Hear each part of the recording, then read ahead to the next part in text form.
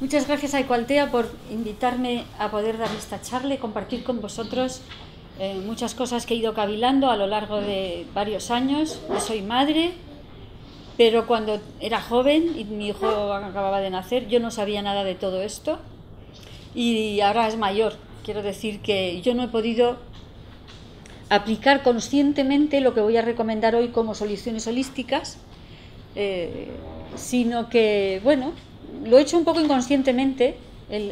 Lo que voy a proponer lo he hecho un poco inconscientemente con mi hijo, ¿no? Pero no sabía yo lo grave que era la agenda que hay en la educación. Existe una agenda, la agenda oculta de la educación obligatoria, que es una charla que di hace unos años en el Congreso por la Excelencia en la Educación en Valencia y que está en la red. Os remito a ella, no voy a volver a decir lo que he dicho ahí porque es hora y media de charla, pero es necesario hacer los deberes. Para entender esta segunda parte de la primera parte contratante, hay que ver la primera parte contratante, que es este vídeo que lo tenéis en YouTube y que se llama La Agenda Oculta de la Educación Obligatoria y que está teniendo mucho éxito y hay más de 40.000 personas que lo han visto. O sea que realmente creo que aporta ahí una información importante y que es necesario saber.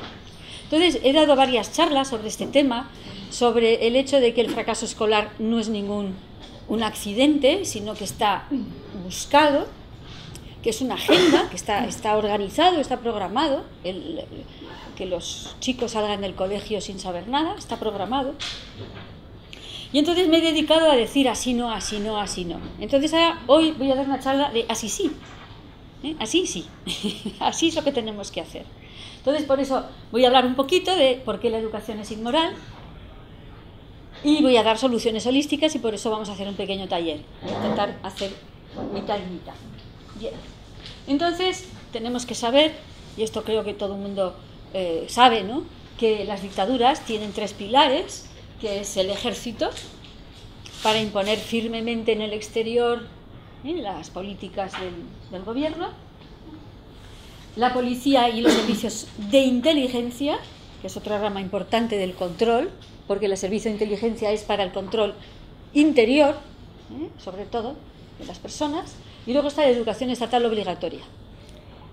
Noten que la inteligencia no está en la educación, ¿vale? Porque no se trata de educar en la inteligencia. Inteligencia tiene una etimología muy interesante, que es interlegere, que puede ser leer entre líneas, o interligare, que quiere decir poner en conexión las cosas. Y la educación no se trata de inteligencia, se trata de adoctrinamiento, se trata de hacer trabajadores, piezas útiles para un mecanismo económico. Y hace falta un buen porcentaje de fracasados para poder tener mano de obra barata, sumisa, que no se va a rebelar, porque o lo coge o se muere de hambre. Entonces, por eso es importante que haya una buena cantidad de fracaso escolar para que sean personas dóciles, personas frágiles, manipulables, miedosas, inestables, débiles, que no puedan enfrentarse a ninguna decisión del poder. Bien. Entonces, no sé si ustedes han preguntado, que estamos muchos años metidos en el colegio, desde los 3, 4, 5, hasta los 17, 18. Y realmente, ¿qué hemos aprendido? Curiosamente, no hemos aprendido nada práctico. Los chicos salen sin saber cambiar una rueda, los chicos y las chicas. No sabemos cocinar, no sabemos utilizar un taladro, hacer mermeladas, cortar leña, encontrar setas comestibles o coser un botón. Seguimos. Pero tampoco sabemos las fases de la luna porque venimos de espaldas a la astronomía. Y me vais a decir, no, pero es que el colegio no está hecho para eso, no está hecho para aprender a coser un botón. Vale, muy bien, entonces ¿para qué? ¿Acaso nos enseñan a hacer la declaración de la renta, a hacer la declaración del IVA, a presentar un contencioso administrativo, a defendernos ante los abusos del poder de una empresa? No nos enseñan nada. Se trata de que no aprendamos nada. Y esto está diseñado y lo explico en la conferencia de la Agenda Oculta de la Educación. Por eso no lo voy a decir. Entonces, no nos enseñan lo que es una proposición de ley, no nos dicen quién marca el Euribor, ni qué es el Euribor, no nos dicen qué es una preferente, ni qué son los derivados. Esto hace que no podemos entender las noticias. No sé si se han dado cuenta, las noticias no las podemos entender. Nos cuentan cosas y no sabemos cómo esas cosas ocurren. no entendemos nada, no sabemos nada de economía, ni de finanzas, ni de la cosa más sencilla, como que una preferente no es para nosotros, porque no entendemos de eso, pues ni siquiera eso lo sabemos. Y encima luego el señor del banco, ¿verdad?, que te conoce y en el que tú tienes confianza, resulta que luego te la mete doblada con la preferente. Bien. Entonces, ¿alguien sabe la diferencia entre la Comisión Europea y el Parlamento Europeo? ¿A quién votamos? Al Parlamento. ¿Saben ustedes que todo lo decide la Comisión Europea? Y que la Comisión Europea está nombrada a dedo. Que el presidente de la Comisión Europea está decidido por el grupo Bilderberg. Son ellos los que deciden lo que se hace en Europa. Europa es una dictadura. Y para que ustedes se aseguren de eso, léanse un libro que se llama Las raíces nazis de la Unión Europea, que yo tengo en mi blog, que se llama No morir idiota. Tengo una reseña, metéis No morir idiota, las raíces nazis de la Unión Europea, y os saldrá la reseña, y ahí podéis encontrar el libro en PDF, está gratis. Entonces ahí te explican de dónde viene la Unión Europea y cuál es el propósito. Ustedes ya creo que se habrán dado cuenta de que no hemos perdido toda soberanía sobre nuestra moneda, puesto que tenemos el euro, no decidimos nada de nuestra economía. Todo se decide en la Comisión. Y el Parlamento, me vais a decir, ¿para qué sirve? Para nada. Tienen un poder consultivo. ¿Qué quiere decir? Que pueden dar su opinión, pero no quiere decir que su opinión esté tenida en cuenta. ¿Y por qué no se dice esto? Porque estos señores ganan hasta 12.000 euros al mes. ¿Hay alguien que está dispuesto a perder 12.000 euros al mes por no hacer nada? ¿O por hacer un poquito y hacer como que soy muy importante y salir en los medios y volver con 12.000 euros a tu casa? Y viviendo, viajando, tal y cual, conoces a gente interesante. Ninguno de los 700 y pico parlamentarios va a decir la verdad. No sirve para nada el Parlamento Europeo, no tienen ningún poder. Las decisiones que toman son mínimas y completamente sin interés, intrascendentes para nuestras vidas. Entonces tenemos que saber que vivimos en un mundo de la mentira más grande. Tengo otra charla que se llama Educación y mentiras del poder. Podríamos estar horas hablando de todas las mentiras que están incluidas dentro, digamos, de los libros de texto. Entonces, no sabemos quién elige al presidente de la Comisión Europea y tampoco sabemos lo que es la Reserva Federal, que no es ni reserva ni es federal. Es un grupo de bancos privados que dirigen la economía americana y estadounidense y a partir de ahí la economía mundial. Tiene una maquinita de hacer billetes y ellos deciden si se hace mucho, si se hace poco, si abre el grifo, si se cierra el grifo. Y están implicados directamente controlando el Banco Central Europeo, que son los que deciden si nosotros mañana podremos comer. O sea, esto es muy bonito. Entonces, bien, sigo. No nos vamos a... Bien, esto es muy interesante, esta imagen. ¿Por qué la escuela tiene esta postura? Porque nos están preparando los más estudiosos para ser oficinistas. Cuanto más importante serás, pero siempre estarás trabajando más de 8 horas. Y si los menos formados, pues irán a las fábricas. Bien, entonces Forge siempre es muy bienvenido. Los másters forman a los ejecutivos. Y dice, el máster de trepa total, ¿cómo lo hizo? En Borja Mari School. Ah, ¿qué pone? Me lo temía, pues eso.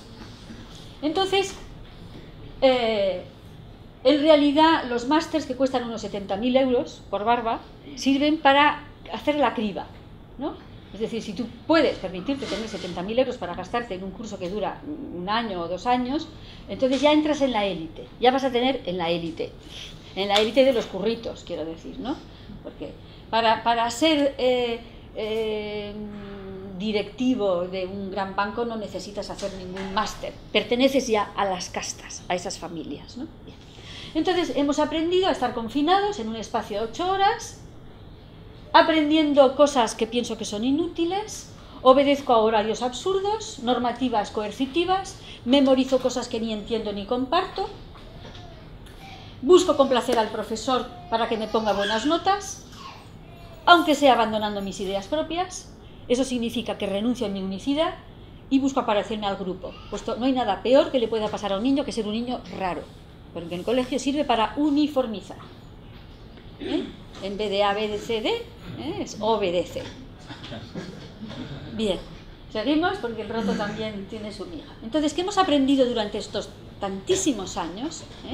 Hemos aprendido obediencia, sumisión, el miedo al rechazo, la dependencia, la uniformización. Y todo esto se llama socialización. Si queréis pasar, hay sitio aquí en el suelo, si no os importa, si no queréis estar todo el tiempo de pie. Seguimos. Entonces, el fracaso escolar es un accidente, no lo es.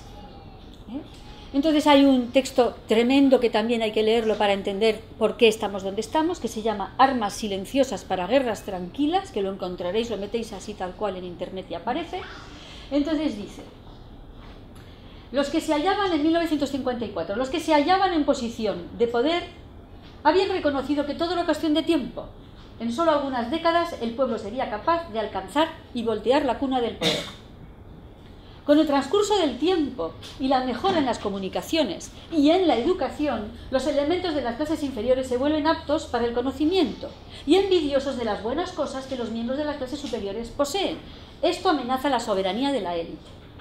En consecuencia, en el interés del futuro orden mundial, de su paz y de su tranquilidad, fue decidido en 1954 llevar a cabo una guerra tranquila contra el pueblo americano, con un objetivo último: desplazar la energía social y natural, riqueza de la masa indisciplinada e irresponsable, hacia las manos de algunos afortunados, autodisciplinados y responsables.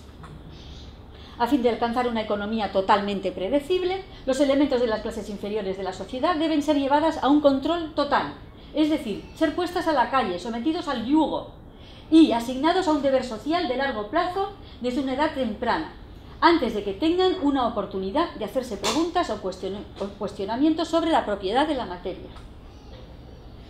Bien. Es decir, que se trata de tener, como os decía, una población frágil, débil, que se pueda someter a trabajos sumamente tóxicos como pueden ser estos. Para lograr tal conformidad, la célula familiar de las clases inferiores debe ser desintegrada por medio de un proceso de aumento de preocupaciones por parte de los padres. Esto es importante saberlo. Dentro de la agenda está la destrucción de la familia. Seguimos. La calidad de la educación dada a las clases inferiores debe ser la más pobre, de manera que la brecha de la ignorancia que aísla las clases inferiores de las clases superiores sea y permanezca incomprensible para las clases inferiores. Esto que os decía, esta sensación que tenemos de que no entendemos las noticias. Yo el otro día me agarré un cabreo enorme, estaba escuchando las noticias en la radio, que nunca lo hago, en el coche, y estuvieron 10 minutos hablándome de la bolsa. Yo digo, pero ¿el pueblo español juega en la bolsa? ¿Entiende algo de la bolsa? No entendemos nada. Pero nos ponen eso y yo no sé por qué. Yo creo que es mucho más importante dar otras informaciones, ¿no?, que la información de la bolsa. Pues ha estipulado que es completamente normal machacar cada hora con 10 minutos de la información de la bolsa. Bien. Con tal discapacidad, incluso los mejores elementos de las clases inferiores tienen poca esperanza de extirparse del lote que les ha sido asignado en la vida. Esta forma de esclavitud es esencial para mantener un cierto nivel de orden social, paz y tranquilidad para las clases superiores dirigentes. Bien, ¿entendido? Ha quedado claro. Está escrito negro sobre blanco en la reunión de Bilderberg de 1979. Se escriben estas frases que acabamos de ver, en las que deciden, en el 79, y yo creo que esto ya está más que cumplido y archivado, vamos, está realizado, que la gente no tiene que tener formación, porque los seres humanos somos inteligentes, muy inteligentes. Cualquier persona que ha tenido niños pequeños se dan cuenta de que son muy inteligentes y pillan todo al vuelo. Entonces, bien, lo que hace falta es mantener distraída la atención del público, del público adulto, lejos de los verdaderos problemas sociales, cautivándolo con temas sin importancia real. Hay que mantener el entretenimiento del público por debajo del nivel de 6º año de primaria. No sé si se han dado cuenta que las películas americanas, cuando comparamos una película americana con una película inglesa o una película francesa, italiana, los personajes son muy esquemáticos. El bueno es muy bueno, el malo es muy malo, la guapa es muy guapa, el tonto es muy tonto, y así todo es muy sencillo. Y son como no es así. El tonto puede ser feo, guapo, hay muchísimas matices. Y en las películas europeas se contempla esa psicología compleja que es la nuestra, ¿no? Los americanos no, los americanos es películas como para niños de 12 años, todo, pero las películas adultas, quiero decir, parece una película de niños. Si una publicidad televisiva se dirige a una persona como si tuviera 12 años de edad, entonces en razón de la sugestibilidad tendrá con cierta probabilidad una respuesta o reacción tan desprovista de sentido crítico como una persona de 12 años. Bien. Aquí hay un desprecio de los niños que no es de recibo, pero bueno. Lo que es cierto es que la televisión es una de las herramientas más terribles, ¿eh? No sé si ustedes saben que la televisión antigua, la analógica, tenía una vibración que genera el estado alfa. Es decir, muy frecuentemente habéis visto los niños están viendo la tele Se quedan así, están como hipnotizados. Pues eso es lo que se busca. Seguimos. Y entonces viene esta frase que es interesantísima: reescribiendo la historia y la ley, sometiendo a la población a distracciones de forma a provocar desplazamiento de sus necesidades personales hacia prioridades externas altamente fabricadas, artificiales. Esto previene su interés y su posible descubrimiento de las armas silenciosas y de la tecnología del automatismo social. ¿Qué significa esto? Tecnología del automatismo social es ingeniería social organizada desde pues, la televisión, la publicidad, las campañas publicitarias, el apoyo a ciertas estrellas. O sea, ustedes se han preguntado cómo puede ser que Amy Winehouse se haya convertido en un ídolo de la juventud cuando era una pobre mujer alcohólica y adicta, y que ahora ya han hecho una película. Pues así imitamos a gente y tenemos como modelos. Es otra pregunta: ¿por qué estas personas se llaman estrellas? ¿Ustedes creen que en el tiempo de Cervantes hablaban de estrellas? Las estrellas eran las que estaban en el cielo. ¡Punto! No hay otras estrellas más que las que están en el cielo. Ya está. Pues no, ahora nos han inventado unas estrellas que son las que nos guían hacia la autodestrucción, porque son todas drogadictas, se cortan los pechos, se pintan, se descomponen, se recomponen, se meten, se sacan, se ponen y tienen unas vidas absurdas, se divorcian, en fin, unas vidas absurdas. Pues esas estrellas están diseñadas para guiar al pueblo hacia su autodestrucción. No es casualidad que se llamen estrellas. Bueno, estas son las preocupaciones, ¿no? Que si tengo grasa, que si mi coche tiene una raya, que si una madre que le mete a su hija de 8 años botox en las cejas, porque claro, ya tiene muchas arrugas. Y luego, por supuesto, fútbol, que es una manera, que está estudiado, de dirigir. No sé si se han fijado, el fútbol, lejos de ser un deporte, no es un deporte. Era un deporte en el pasado, ya no es un deporte. Es un asunto de manipulación social.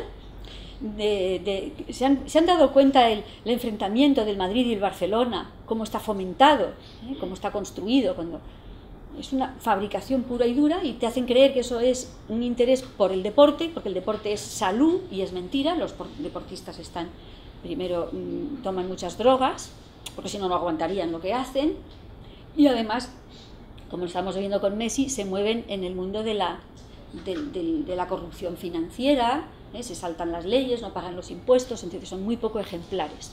Eso por un lado. Y hay que saber lo que el deporte, como manera de manipulación social, fue inventado por los nazis.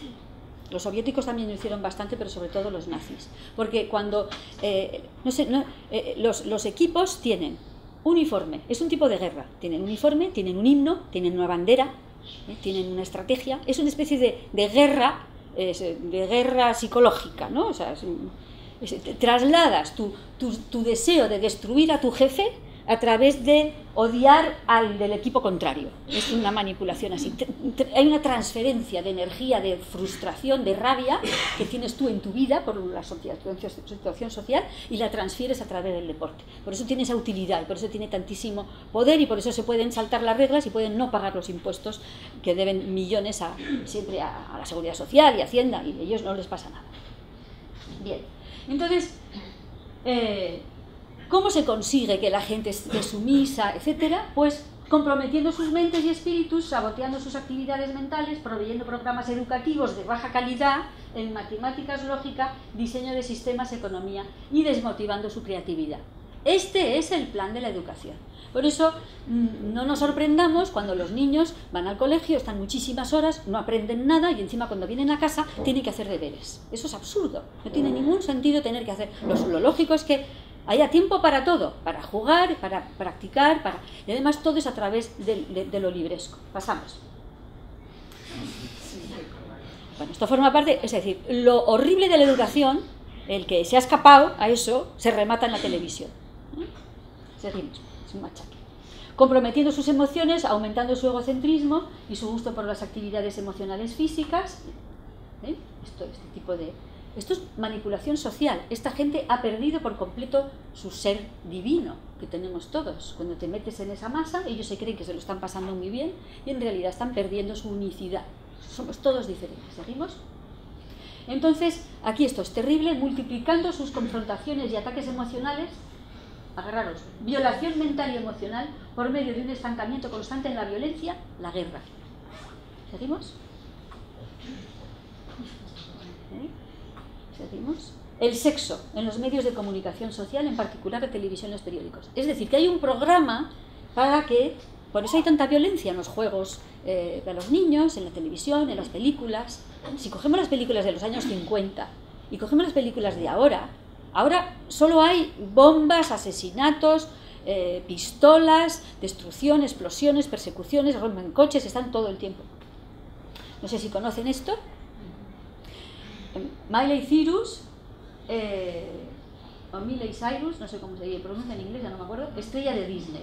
Fijaros el programa, el espectáculo que hizo, sobre un consolador gigante y haciéndose una masturbación y después arrodillándose delante del presentador y haciendo que le hace una felación. Y esta es una estrella para los niños. Seguimos.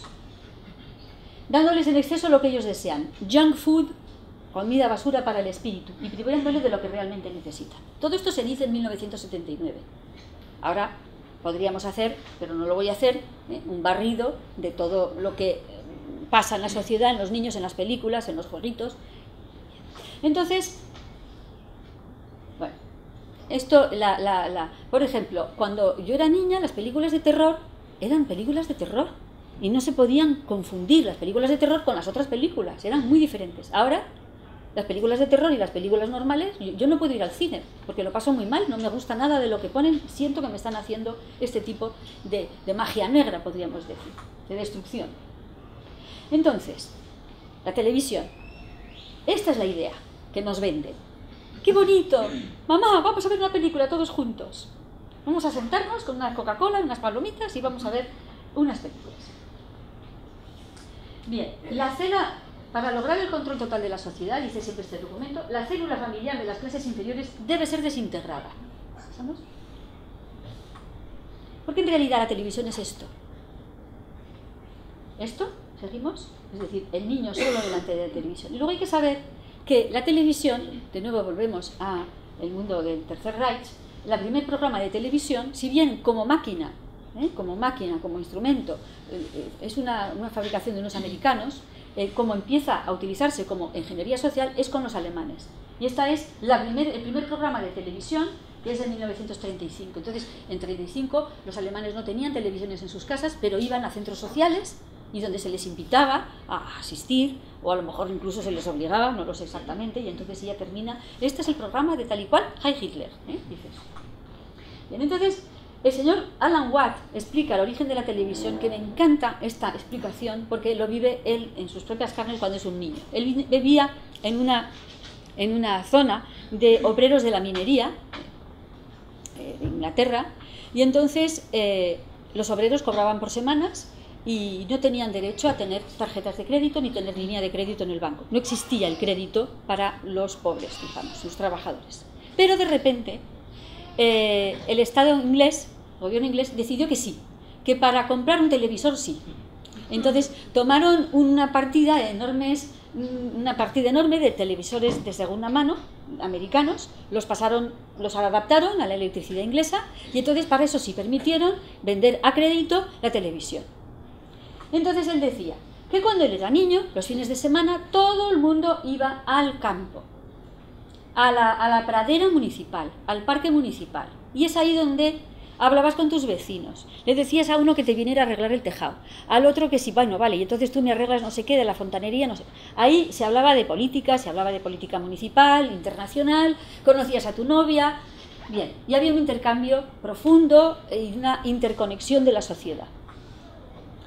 Pero esto se ha terminado cuando traen la televisión. Y él lo que cuenta es que cuando ya todo su pueblo la gente tenía su televisión, dice, ya en el parque ya no había nadie, estaban todos delante de la televisión viendo que se destruyó el tejido social. Fue muy efectivo. Entonces, la palabra diabólica, que viene de diablo, hay que conocer su etimología. Diablo es lo opuesto a símbolo. El símbolo, en griego, significa unir. y diablo, separar. Entonces, lo diabólico es lo que separa, lo que te separa de tu ser, lo que te separa de tu verdad. Estamos escindidos, estamos separados de nuestra verdad. Y eso es diabólico. Eso es lo que significa de verdad diabólico. Entonces, espérate. ¿Ven? Entonces, tenemos esta destrucción absoluta de tú contigo mismo. Y es una máquina terrible la de la televisión. Vale. Entonces, aquí tenemos unos pocos ejemplos. El hombre de la izquierda es un hombre simbólico, porque es un hombre que vive en contacto con su ser y con la naturaleza. Está integrado y entiende que él forma parte de un cosmos. El hombre de la derecha, que cree que tiene mucha educación, mucha cultura y que se cree muy superior al hombre de la izquierda, en realidad está totalmente escindido de sí mismo, separado de su verdad y roto, fragmentado. Aquí lo mismo, tenemos un hombre simbólico a la izquierda y a la derecha el hombre diabólico, que está destrozado y que además participa en la destrucción de sus compatriotas. ¿Seguimos? Un hombre simbólico, ¿seguimos? Y lo diabólico, ¿seguimos? Fijaros qué bonito, estos son el río Omo en África y la pobre Amy Winehouse en un estado ya catatónico. ¿Seguimos? Entonces, yo no sé, ¿os parece que estoy hablando de cosas paranoicas o os suena estas cosas? ¿Os parece que estoy diciendo cosas reales, no? Bien. A mí me gustaría saber si lo que estamos hablando de educación se corresponde a esta educación que hay aquí, ¿no? Estamos hablando de un sistema educativo que se implanta aquí en España, ¿no? En nuestra sociedad, porque las imágenes que veo que nos representan suelen ser de otros países. Entonces a veces como que me choca un poco, porque sí es cierto todo lo que dices, sí, pero no creo que sea siempre así.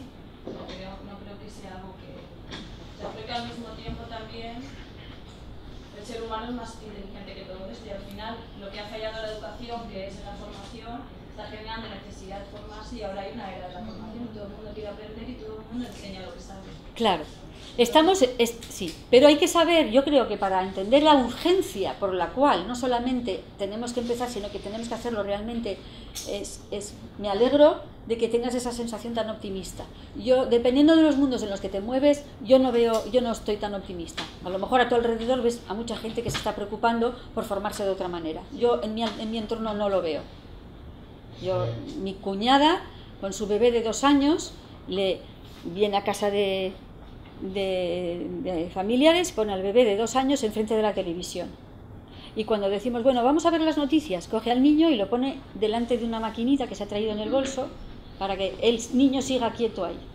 Eso pasa en mi familia. Y esa persona es educada, una buena persona. Está destruyendo a su hijo y no se da cuenta. Entonces, no sé. Yo me alegro que en tu entorno tengas la sensación de que están las cosas mejor de lo que yo estoy describiendo. Bueno, bien. No voy a seguir, vamos a pasar esto porque son muchas, pasamos, son todo textos que explican, que cito en mi agenda oculta de la educación, todos estos. Pasamos, son todo textos en los que se habla de que la educación, textos muy antiguos de los años 1901, 1906, 1920, 1928, y bien, entonces seguimos. Edward Bernays es un manipulador mental, el creador de las relaciones públicas, y es el que crea toda una serie de creencias, como por ejemplo el desayuno de los huevos con bacon, que se cree que es ¿cómo se llama? Un desayuno muy típico. Bien, entonces esta es la bibliografía, si os queréis tomar algún apunte. Si no, de todas formas hacemos una cosa. Mi Facebook es Pilar Baselga, tenéis el nombre en el programa. Me mandáis un mensaje privado, me decís, Pilar, quiero el PowerPoint. Y os mando el PowerPoint. Entonces tenéis todos estos datos, todos estos libros, ¿os parece?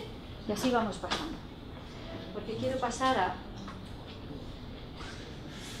Bien, otra idea que es muy importante saber es que en el pasado la educación no separaba entre ciencias y letras.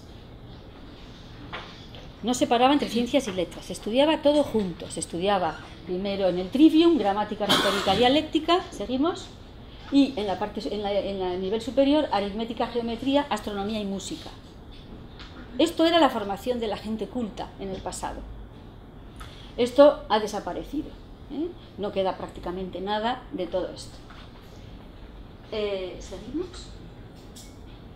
Bien. Vamos a hablar del número phi. Entonces, ¿ustedes saben qué es el número phi? ¿Saben qué es el número pi? ¡Qué curiosidad! ¿Eh? Sabemos lo que es el número pi y no sabemos lo que es el número phi. El número phi es una proporción. Una proporción que tiene todos esos números, 1,61803.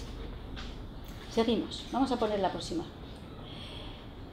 El número phi no se estudia porque no sirve para nada. Eso es lo que nos dice.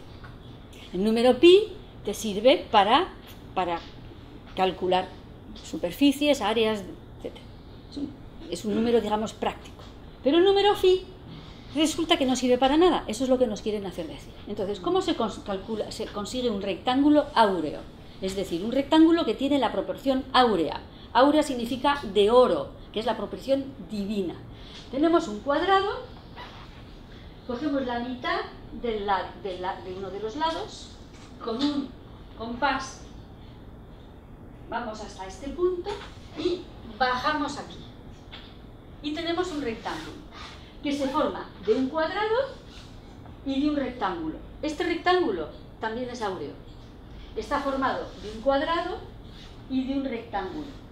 Este rectángulo también es áureo, que está formado por un cuadrado y un rectángulo, que a su vez es un rectángulo áureo, que está formado, ¿lo entendéis? Y así hasta el infinito. En esta dirección de lo más pequeño y en otra dirección de lo más grande. Seguimos.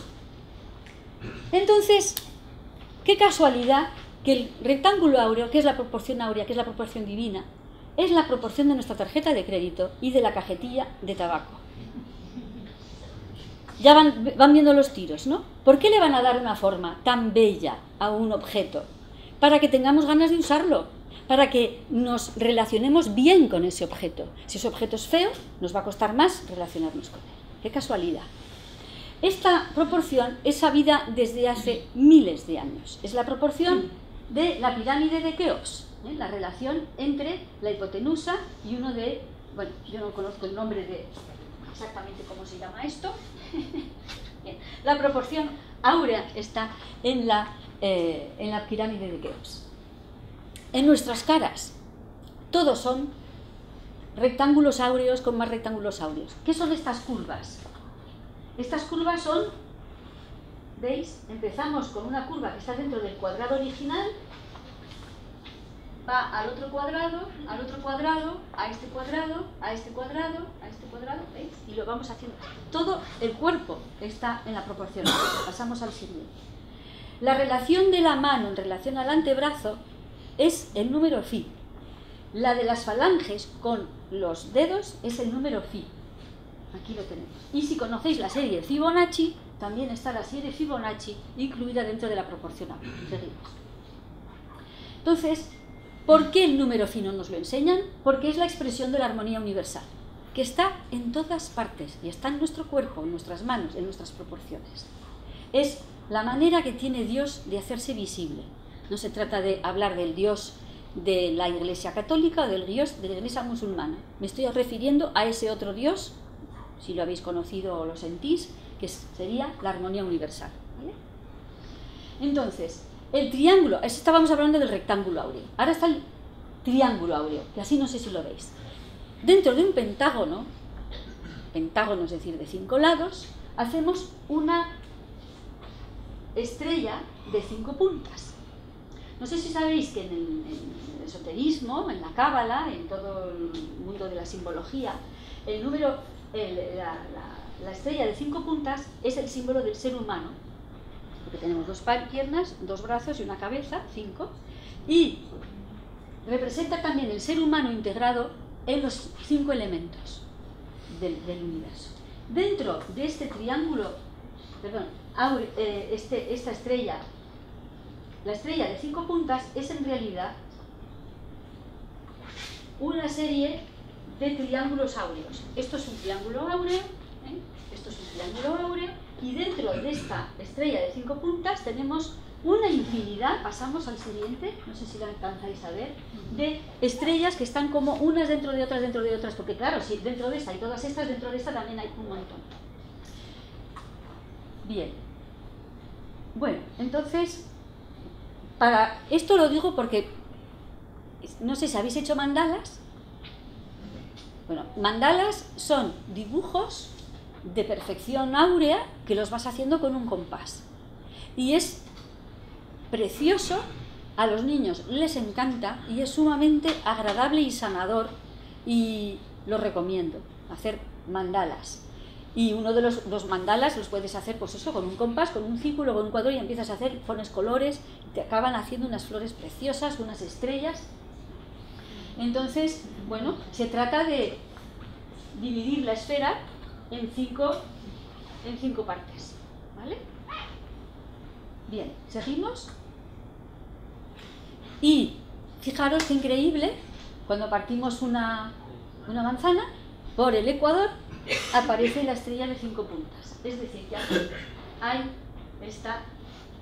los triángulos áureos, que a su vez están llenos de triángulos áureos y de estrellas, de pentágonos y de estrellas de 5 puntas perfectas. Decidme, ¿no creéis que es realmente necesario que las semillas estén así? ¿Por qué están las semillas así?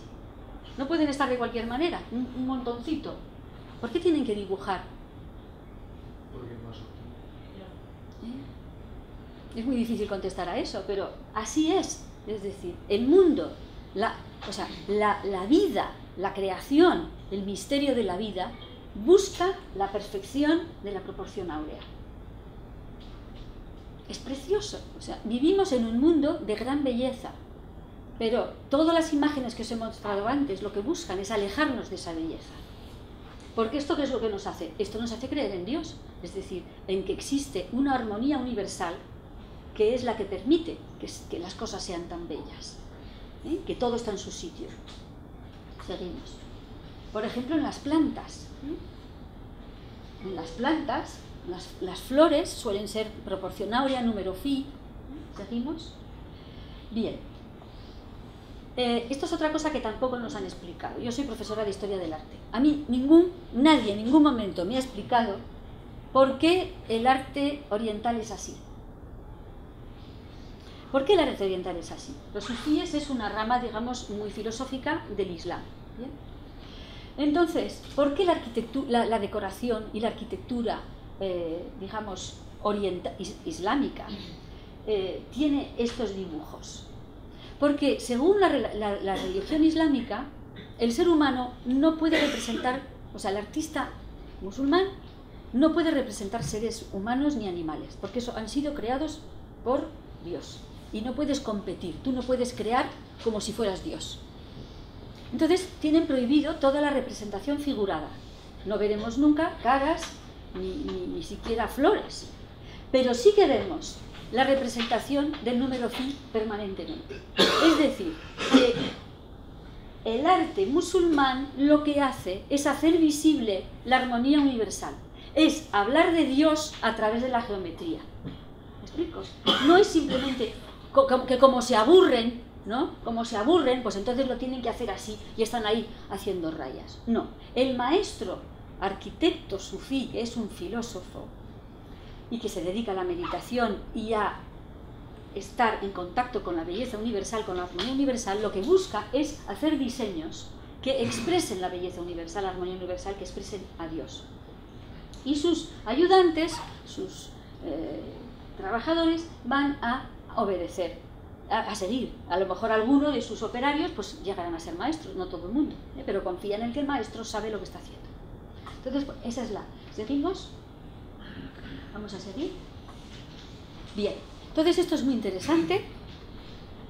¿Qué tal vamos? ¿Veis bien? Muy bien, muy bien. Bien. Bueno, ahora vamos a hablar de una cosa que es súper interesante y que a mí tampoco me explicaron jamás en ningún lugar y que lo he aprendido de mayor. Es la complementariedad de los polos. Vivimos en un mundo polar, polarizado. Polo norte, polo sur. Sí, no. Blanco, negro. Noche, día. Arriba, abajo. Es así. No es ni malo ni bueno. Vivimos en esta dimensión y en esta dimensión es un mundo polar. Y entonces nuestra sociedad lo que ha hecho es el yin y el yang, eso es la polaridad. Separar el yin y el yang para enfrentarlo. ¿Os suena la igualdad de género, la lucha de que, qué horror, las mujeres que nos maltratan, los hombres y todo eso? Eso forma parte del plan, eso es un plan. Entonces, no estamos enfrentados, lo femenino con lo masculino, es complementario. Y hay varias personas que tendrán más desarrollo de un lado que el otro. Y pueden ser hombres y pueden ser mujeres. Hay mujeres que son muy yin, muy yang, y hay hombres que son muy yin. Yo supongo que todo el mundo se ha dado cuenta de esto. La importancia es que estemos equilibrados y que no estemos en guerra con esa otra parte de nosotros mismos. Bien. Pero cuando tú consigues separar y enfrentar estos dos lados, generas desequilibrio, caos y bien. Entonces, el sagrado masculino que ha sido pervertido se convierte en una persona rígida, dogmática, controladora, escéptica, racionalista, cientificista, autoritaria, rechaza la espiritualidad, controla sus emociones, es agresivo y es la violencia. ¿Os acordáis? Antes estábamos hablando de otras cosas, también masculinas. Y en esto sería como Schwarzenegger. Y de este lado, pues el yin, lo femenino destruido, pues el sagrado femenino destruido, lo yin exacerbado, extrapolado y pervertido, se convierte en una mujer, en una ser, no tiene por qué ser mujer, una persona crédula, ingenua, insegura, kumbaya, pasiva, sentimentalista, buenista, que es dependiente, que es débil, y que todo esto tiende a la sumisión. Bien, entonces el mundo del New Age, ¿sabéis lo que es el New Age? El New Age es una, digamos, algo también es ingeniería social para dirigir a las personas en esta dirección. Ay, no, mira, es que tienes pensamiento muy negativo, Pilar, de verdad. Ay, no, mira, vamos a hacer om. Así, mira, tú piensa positivo. Sí, mira, creas con el pensamiento. Creas chemtrails, no hay chemtrails. No, los estás creando tú con el pensamiento. Tienes que pensar la belleza, el amor. Es así, se han creído esa historia, el libro del secreto, todas estas tonterías. Lo siento por los que se creen eso, pero que es muy peligroso, es muy peligroso. En cambio, entonces tenemos mujeres que son muy femeninas, muy dulces y Nicole Kidman, así muy rubias, son muy finas, y entonces cogen novios que son machotes, que son Schwarzenegger, eso es absurdo, pero es así, vamos a eso. Y hay mujeres que confunden los hombres violentos y autoritarios con los hombres que tienen autoritas. Una cosa es la autoritas, es decir, la firmeza. Vamos a pasar atrás. Bien, una cosa es ser firme, fuerte y riguroso. Este sería como un roble, ¿vale? Y este sería un junco. Entonces el junco es flexible, es amable, es dulce, sopla el viento y se mueve, es muy sensible al viento. Y el roble no es que sea malo, pero es fuerte, está con sus... Pues esto sería el sagrado yang, el sagrado masculino, y el sagrado yin. Tenemos que ser un poco roble y un poco junco. Eso es lo correcto. Bien, seguimos. Bien, entonces, ¿qué pasa cuando unimos estas dos cosas? ¿Pasamos? Esto es la unión perfecta entre el sagrado masculino y el sagrado femenino. La punta para arriba, que sería como fálico, y la punta para abajo, que hace el cuerpo, digamos, femenino, que es como una copa, ¿no? ¿En qué pensáis? ¿La estrella? De David. Esto es exactamente lo mismo que hicieron los nazis, con la esvástica. La esvástica es un símbolo milenario, universal, que significa la rueda de la vida y de la fortuna. Y lo han corrompido, lo han pervertido porque se lo han apropiado. Y los judíos han hecho lo mismo. Esto es un símbolo absolutamente universal. Y ahora resulta que cuando vemos la estrella, que es la estrella de 6 puntas, que es la unión del sagrado masculino y el sagrado femenino, resulta que estamos viendo la bandera de Israel. Claro. Se han apropiado. Seguimos. Porque si sabéis la igualdad es esta, la igualdad es la sumisión. Ojo con el lema de la Revolución Francesa. La igualdad significa que tenemos que someternos todos por igual. Bien, vamos a pasar esto, porque esto ya lo he contado en la... voy a hablar de esto. No sé si saben que la ONU la crea justo después de la Segunda Guerra Mundial, y crean la ONU, ¿sí?, sobre terrenos de Rockefeller. Después crean la UNESCO, que es el departamento, digamos, dedicado a la educación, la ciencia y la cultura, UNESCO, de la ONU. Y es de ahí de donde emanan las leyes educativas. Es ahí donde, en cierto modo, diseñan la agenda. Seguimos. Entonces, hay que saber que la ONU es una creación de la masonería, y que tiene, bueno, pues esta idea de que hay que leer. Fijaros en un libro de masonería que se llama Esquema filosófico de la masonería, en la página 217 y siguientes habla de esto y dice: el orden mundial, en el capítulo 3 titulado El orden mundial, su autor afirma: las soberanías nacionales son un anacronismo, algo del pasado y perjudicial para el progreso social.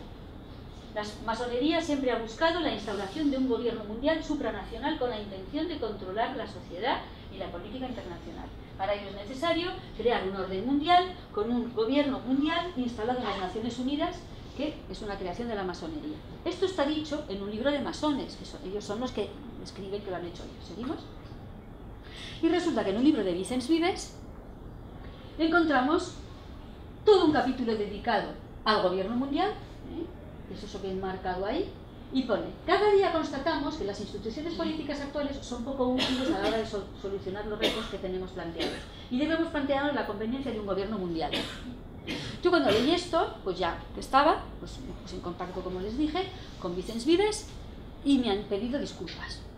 Pero bueno, digo, con esas disculpas no hacemos nada. Yo quiero saber por qué ustedes han editado un libro en el cual dicen a los españoles que nuestro gobierno soberano es una porquería y que necesitamos un gobierno mundial con sede en la ONU. Lo digo porque hay que estar muy al loro. Bien, entonces, ¿qué solución nos queda? Evidentemente, estar muy pendientes de la educación de nuestros hijos. Una amiga mía que vive en Chile, que ella es profesora, pero bueno, se dedica a ser madre, sobre todo, ha hablado con los profesores, tiene 3 niños, de 8, 10 y 12, con su colegio, con la directora del colegio donde van sus niños, y les ha dicho que sus hijos irán solamente por la mañana. Entonces van al colegio por la mañana, comen en casa, y ella les hace hacer los deberes que le han puesto. Y dice: vosotros me dais las tareas y yo las hago. Y dice: las hemos terminado en media hora, y tienen toda la tarde, comen en casa, la comida que yo les preparo, y tienen toda la tarde para jugar y hacer lo que les apetezca, y hacemos cosas juntos y tal. Es decir, que es posible hacer una especie de, porque homeschooling, que quiere decir el colegio en casa, a veces es muy difícil hacerlo porque trabajamos, pero se puede hacer una cosa mixta, ¿no? Luego, es muy importante que compartamos con nuestros hijos todo lo que sabemos hacer. No esperar y pensar que nosotros no sabemos y que en el colegio les enseñarán. En el colegio no les enseñarán nada, puesto que está diseñado para eso, ¿no? El contacto con la naturaleza, por supuesto, es sumamente importante. Espera, pasa la anterior, por favor. Bien, es muy importante, bueno, todos los que estamos aquí estamos muy preocupados con la comida, supongo que todos aquí.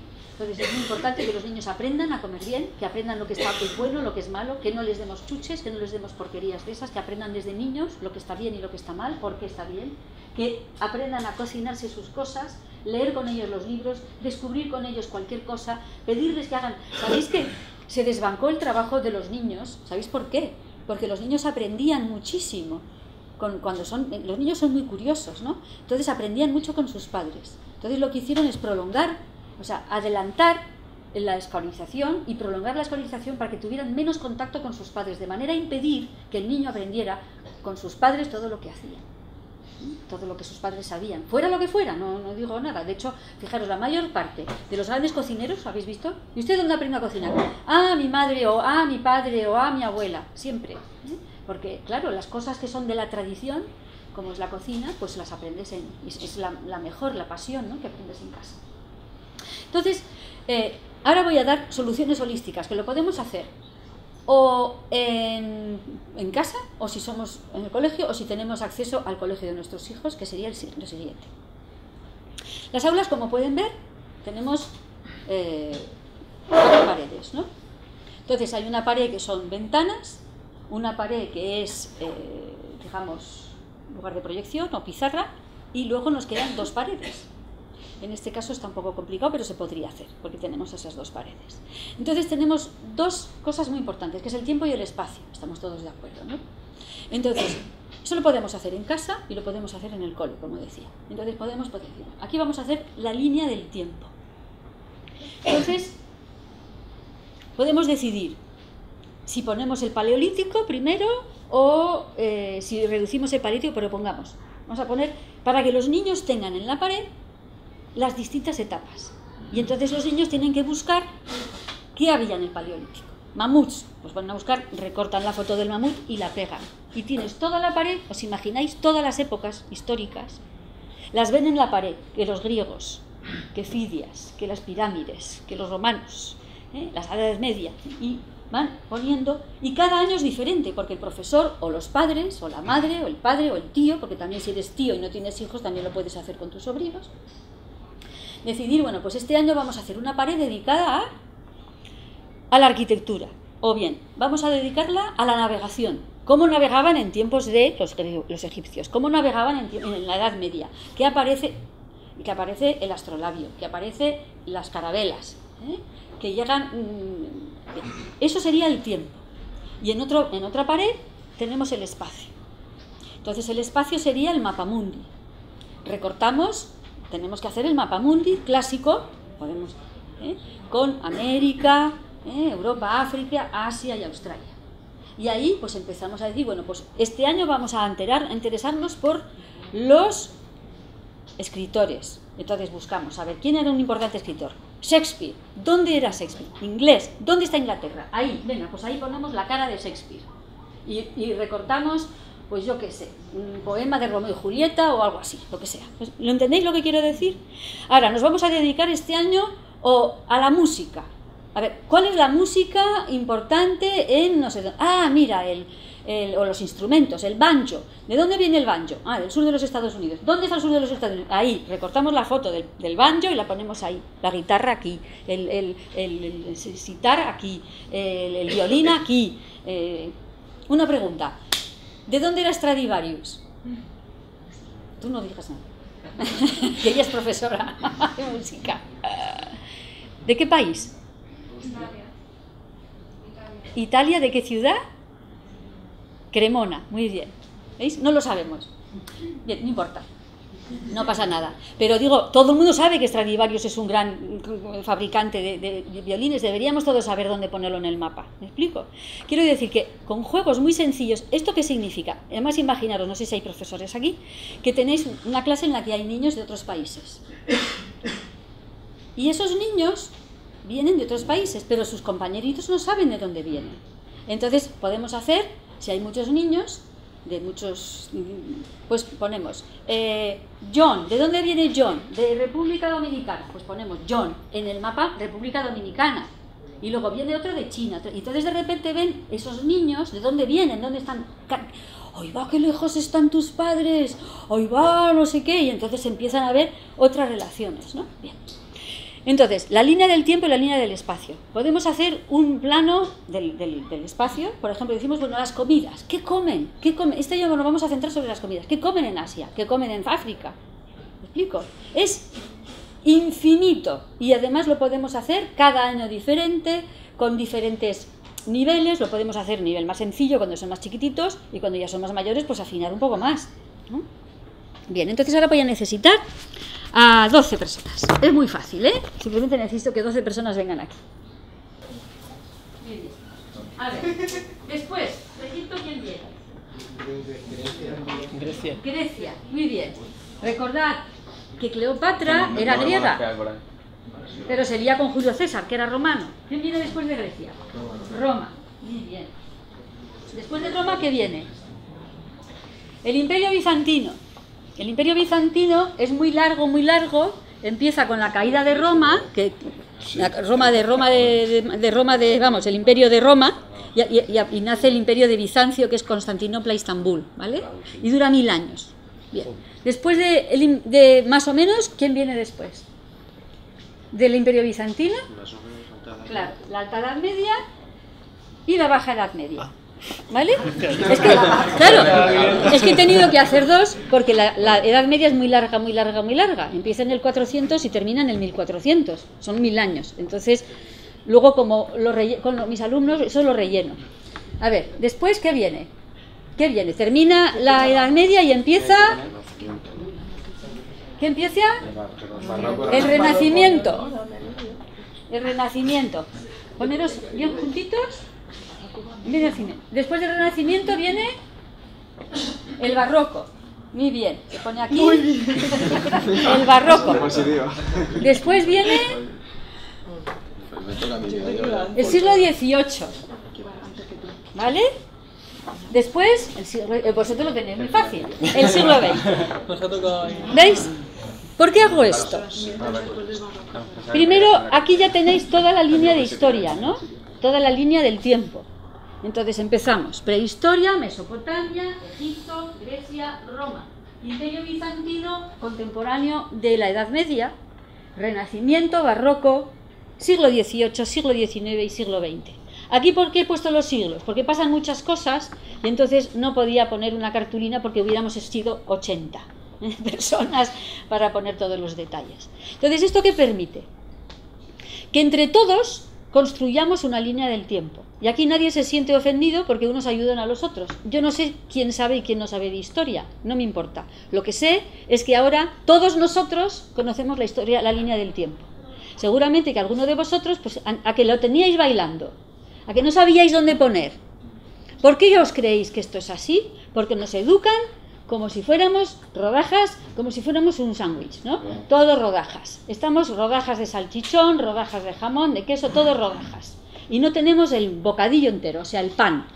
Este es el pan entero. Tenemos el pan entero y tampoco es tan complicado.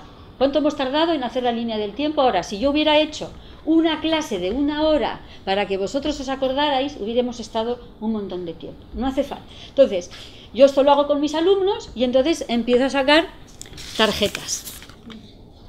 Cosas, nos vamos centrando, ¿no? Entonces, nos vamos a quedar con estos 3 y los otros os podéis sentar, ¿vale? Porque hoy no hay tiempo, pero es para que veáis un poco el esquema. Porque esto lo podéis hacer en casa para jugar. Hacéis estas cartulinas con vuestros hijos o con vuestro hijo, con vuestros... Bien, os ponéis en el centro. Poneros en el centro. Bien. Entonces yo tengo un montón de papeles aquí, que son cosas importantes que han pasado durante estos 3 siglos de historia. Los vamos a ordenar. A ver. El Capital. Karl Marx escribe El Capital y se organizan las revoluciones de 1848. ¿Dónde lo ponemos? Muy bien. A ver. La mujer se corta el pelo y se pone faldas y empieza a fumar. Sí, como en los años 20. Manipulación genética. Como al final, ¿no?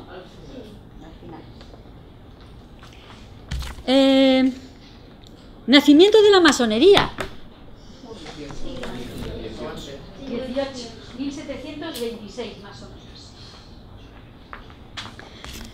menos. Conferencia de Berlín. Siglo XX. La conferencia de Berlín es la conferencia de 1885 por la que se decide la división de África.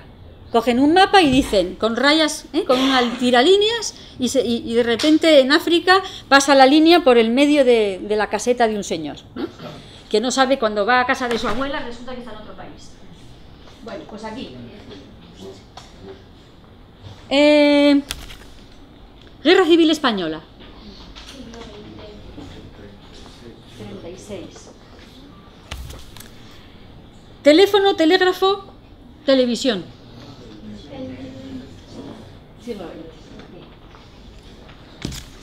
Entonces, Max Planck descubre la física cuántica.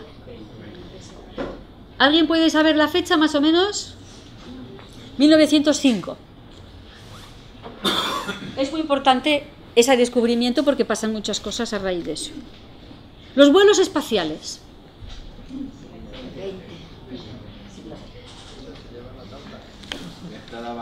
La Primera Guerra Mundial. Fechas de la Primera Guerra Mundial. 14-18.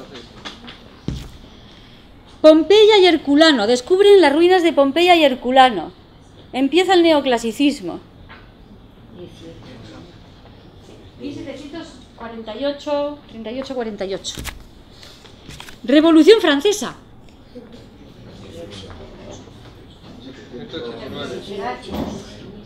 89. La Ilustración. El movimiento de la Ilustración, de los ilustrados, los enciclopedistas. Eso va mano a mano con la masonería. Todos los pensadores. Bien. La independencia de los Estados Unidos.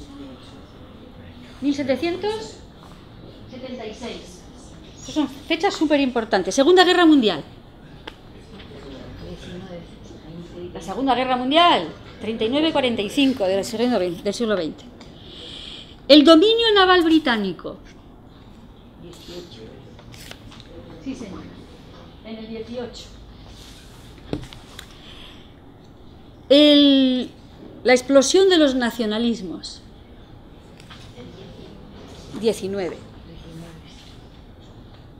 Los nacionalismos, Garibaldi, la unión de Italia, la unión de Alemania, Versalles, muere Luis XIV, viene Luis XV, despotismo ilustrado.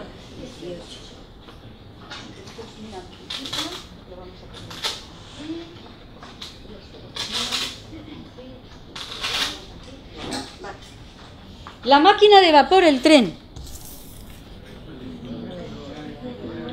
El 19.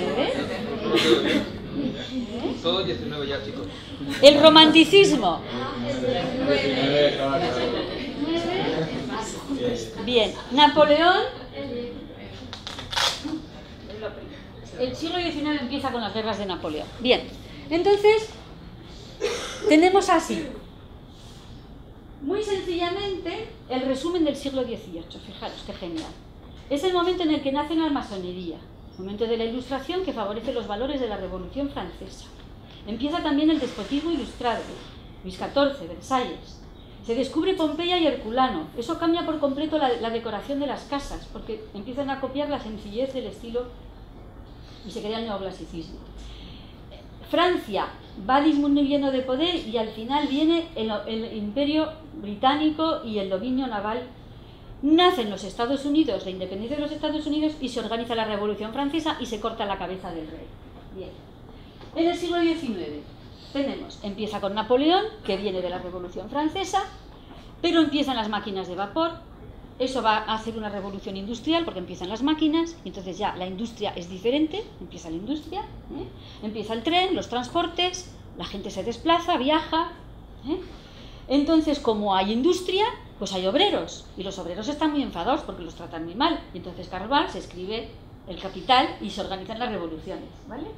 Pero todos estos poderosos se reúnen en Berlín en 1885 y hacen una conferencia, la conferencia de Berlín, para decir, bueno, África es demasiado interesante, hay de todo, ahí hay oro, hay plata, hay metales, hay de todo, pues nos la tenemos que repartir, así no hacemos ninguna guerra, venga, vale, nos sentamos todos juntos, venga, y empiezan a repartirse como un pastel.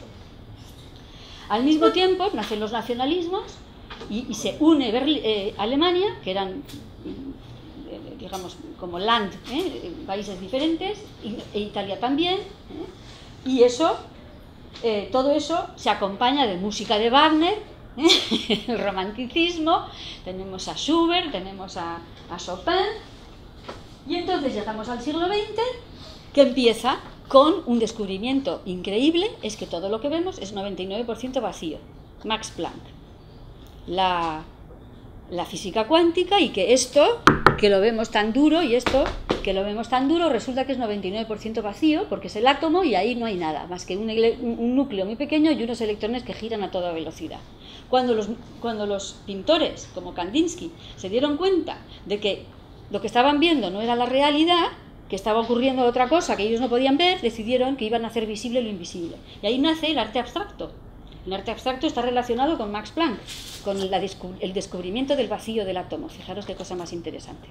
Bien, entonces, cómo no, los de siempre, los Rothschild, Rockefeller y compañía, necesitan montarla bien gorda, montan la Primera Guerra Mundial, cuando no había ninguna necesidad de matar a nadie, porque habían matado a un heredero de la corona del Imperio Austrohúngaro. Bueno, pues se coge a otro, anda que no han muerto de herederos. No es un motivo que maten a un heredero para empezar una guerra mundial. Eso fue todo un montaje que os recomiendo que os lo leáis. Entonces, bien, esa Primera Guerra Mundial hizo una revolución en la vida social, porque las mujeres empezaron a trabajar, a cortarse el pelo, a fumar, a montar en bici, a conducir los coches y a comportarse de una manera muy diferente a lo que solían hacer. Ahí me he olvidado el crack del 29, por supuesto, pero tampoco iba a poner aquí. Luego viene la Guerra Civil, el crack del 29, la Guerra Civil Española, la Segunda Guerra Mundial. En realidad la Guerra Civil era el principio de la Segunda Guerra Mundial. Bien, y entonces todo este siglo XX es la era de las telecomunicaciones, televisión, teléfono, telégrafo y luego todo lo que ha venido después.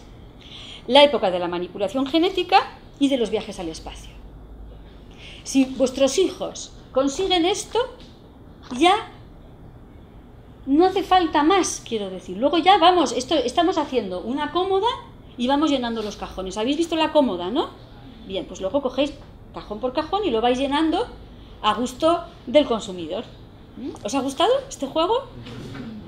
Bueno, y tampoco es tan complicado, quiero decir, no es difícil. La historia no es difícil, la geografía no es difícil, nada es difícil. Hay que tener ganas de que los chicos aprendan, de que nuestros hijos aprendan y compartir con ellos nuestro conocimiento. Pues espero que os haya gustado y sobre todo, si tenéis alguna pregunta, estaré encantada de contestarla. Muchas gracias.